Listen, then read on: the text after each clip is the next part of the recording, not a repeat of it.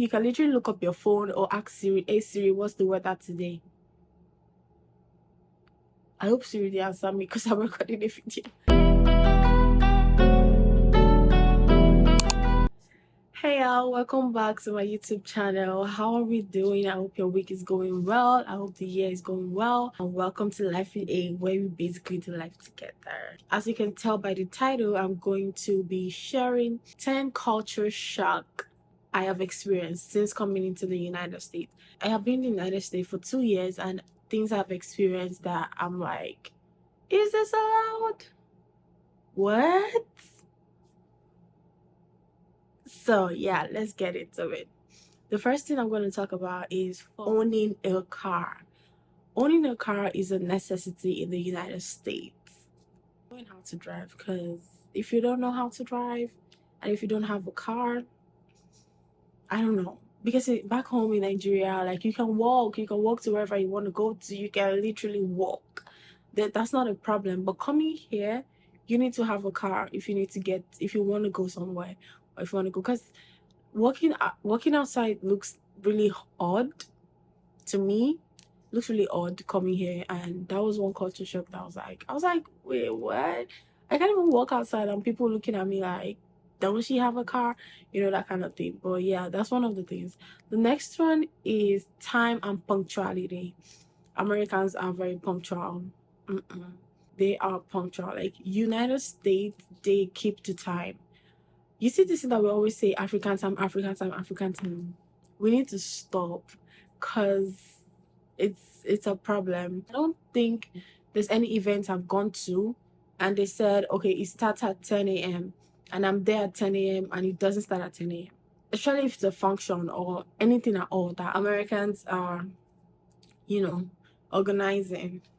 Black Americans are late. Let's not even go there. African Americans, that's another thing. But yeah, in Nigeria back home, if you ask me to come to something by 9 a.m. or by 5 p.m, trust me, that thing hasn't started till like 10 p.m. unless it's 7 p.m.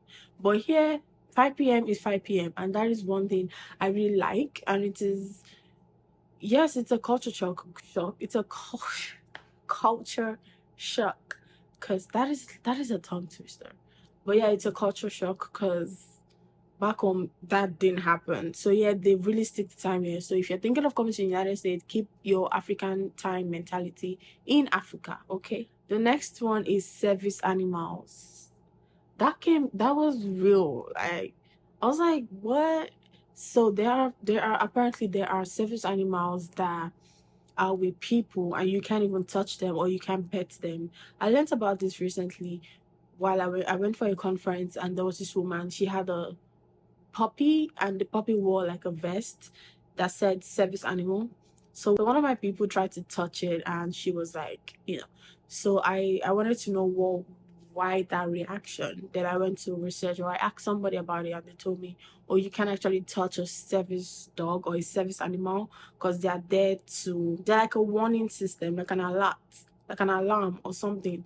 So if someone has like high blood pressure or something, something's gonna trigger something, they are there to help. They just call them service animals, so they are not like regular pets. They're on duty basically, just like we have police dogs. These are like service dogs. They're on a duty. They make sure they look out for their owner. They make sure that nothing is harming their owner. They make sure that if their owner is like maybe having a heart attack or high blood pressure, or something deadly or something that can end their life, I think those service animals are like a cry for help, or something like that, which is really interesting and really good. The next one is microwaving everything. Since I got to America, guys, microwave has been this is literally, I don't know, like you buy something and you can't even eat it that point. You have to microwave it. And that's because we have lights, because there's light, there's electricity. You can't be doing that to Nigeria. You can't be doing that to Nigeria. You have to, put on the gas or the stove, whatever you're using, and you have to keep warming up your food. But yeah, it's very easy. Just microwave it and we are good to go. And you microwave everything. I'm telling you, if you could microwave ice cream, microwave it, because Everything here is about microwaves. The next one is accurate weather forecast. In Nigeria, how would you know that rain is falling? If the cloud doesn't turn gray or black or whatever, there's no rain. But here, you can literally look up your phone or ask Siri, hey Siri, what's the weather today? I hope Siri did answer me because I'm recording a video. Anyways, so you can literally ask your phone, what's the weather today? You can take it up and just look at it. And guess what? It is accurate. That is amazing. Like, I think that's one of my favorite things about US. Everything is almost accurate and it's really good. If they tell you that snow is gonna fall today and it's gonna end in the next 3 minutes, best believe it will end in the next 3 minutes. Obviously, in Nigeria, if you can't be sure, like the weather is so unpredictable, you can't be sure what's gonna happen. That's where sometimes it can be sunny and then before you know it, there's rain. But here they would let you know that rain is gonna fall even when it's sunny by this time, from this time to this time. They let you know, and it's like, okay, so you can plan yourself. This next one is one that not really, coming to it yet like that. This is addressing people by their first name, addressing even people older than you by their first name. Like, no one cares over here. No one even wants to be addressed as Mr. or Mrs. They're like, please call me by my first name. And sometimes you need to respect their decision though. But some people are like, oh, you can call me anyone. You can either call me my first name or you can add your Mrs. However, in Nigeria, you can't do that. Why would you address someone older than you by their first name? Do you want to be flogged? No, for real, because this is one of the things that really shocked me. I mean, I used to hear it when I was in Nigeria, but like seeing it, like being in the presence of it, like I'm like, oh, that I even feel uncomfortable. It's like this person is like 39 or 40 or like 41 and you're 19 and then you're calling them by their first name. That is crazy. But I mean, that's what they want, right? I think here people feel like if you call them Miss or Mrs. Or Ma'am, it's like you telling them that they are old and they don't want to, they don't want to feel old or they don't want to believe that they're getting old, even if they're actually getting old. Like, let's not sugarcoat it. But anyways, you have to respect them. I've seen some children call their parents by their first name, and I'm like, you need a whooping. Like, you need serious beating. This one is even very funny because I always say this to, like, it's I don't know. Soccer and football. Soccer and football. Which is which? Why do you call football but you play it with your hands? In America, that's like American football. You play American football with the hand and you play soccer with the leg. So I was talking to someone, I was like, why don't they call it handball? Like, literally, we have handball in Nigeria, right? So in Nigeria, what we call football, we play with our foot. Like, literally, football. Like, give me a break. But here, football, we play with your hand, and that's just confusing. Let's talk about the grading system in America. And this is probably going to be the second to the last thing I'm going to be talking about. Grading systems in America. While I was applying for school and everything and saw the grading, or like reading through my first syllabus in the United States, and I saw A 90 to 100. I was like, wait, maybe, maybe there's a mistake somewhere, maybe it's just this professor. But literally every class and every course, American's grading system is different. Our grading system is up to 5.0 GP, but here is 4.0 GP. Plus the grading system, 90 and above is A. There's no E there's only A, B, C, D, and F. And C is the passing grade. Anyway, C is the passing grade, which is 70 to 79. B is from 80 to 89. Then A is from 90 to 100.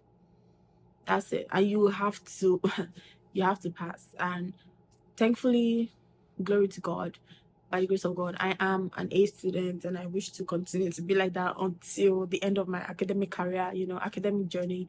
So that's actually that for the grading system, which really shocks me because in Nigeria, our A is from 70 to 100, right? And before I even get that 70, lecturers will make you sweat for it. But here, even if their grade is like 90 to 100, you get what you literally get what you get.